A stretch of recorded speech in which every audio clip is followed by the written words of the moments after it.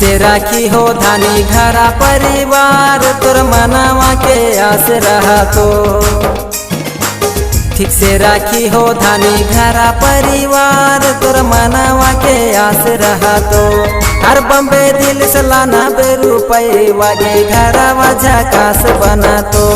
हर बम्बे दिल से लाना बेरुपये वागे घरा वजह कास बना तो कैसे राख